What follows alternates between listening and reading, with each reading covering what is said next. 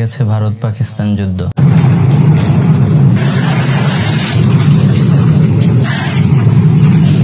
স্থানীয় সময় বুধবার প্রথম প্রহরে পাকিস্তানের আজাদ কাশ্মীরের মুজাফফরাবাদ সহ বিভিন্ন জায়গায় ভয়াবহ ক্ষেপণাস্ত্র হামলা চালায় ভারত। এতে প্রচণ্ড বিস্ফোরণে কেঁপে ওঠে চারপাশ। এক বিবৃতিতে বিষয়টি নিশ্চিত করে দেশটির এক সামরিক কর্মকর্তা জানান, ক্ষেপণাস্ত্র হামলায় শিশুসহ বেশ কয়েকজন হতাহত হয়েছেন। জবাবে ভারতের বিরুদ্ধে পাল্টা হামলা চালায় ইসলামাবাদ।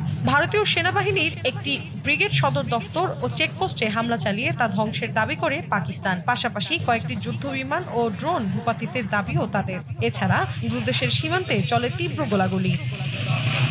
এই যুদ্ধ শুধু ভারত পাকিস্তান যুদ্ধই নয়, এই যুদ্ধ হলো মুসলমান এবং বিধর্মীর এক বিশাল লড়াই।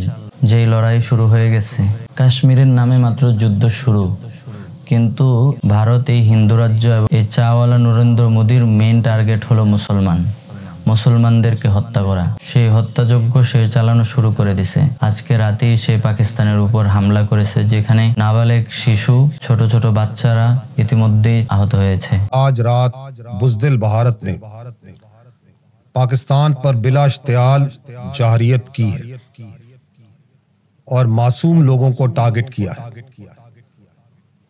पाकिस्तानी फौज पाकिस्तान के अवाम की भरपूर हमायत से इस वक्त दुश्मन की इस जारियत का मुकम्मल और भरपूर जवाब दे रही है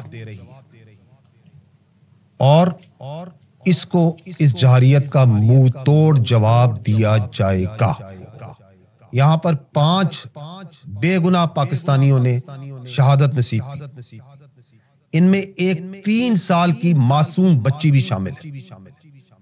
2 बालिग मर्द हैं, 2 बालिग खवातीन हैं। 31 यहां पे मासूम शहरी इंजर्ड हुए हैं, जख्मी हैं, जिनमें 25 मर्द हैं और 6 खवातीन हैं। আমরা বলতে চাই, এই বাংলাদেশ থেকে আমরা এই বাংলাদেশিরা পাকিস্তানিদের পক্ষে আমরা দাঁড়াবো ইনশাআল্লাহ। এই ভারত আমাদেরকে বিগত 16 বছর ফ্যাসিস্ট হাসিনার মাধ্যমে আমাদের দেশকে লুটে পুটে নিয়ে খেয়েছে। এই ভারত আমাদেরকে পদে পদে আমাদের ক্ষতি করেছে, তা আমাদের ভুলে গেলে চলবে না।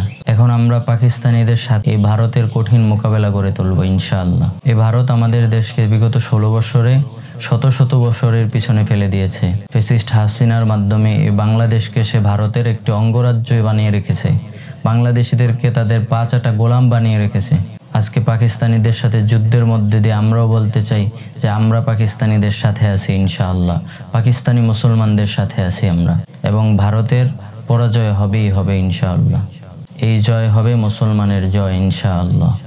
যারাই ভারতের পক্ষ নেবে, সে যত বড় প্রতিপক্ষই হোক না কেন, মুসলমানরা একসাথ হয়ে দমন করবে ইনশাআল্লাহ।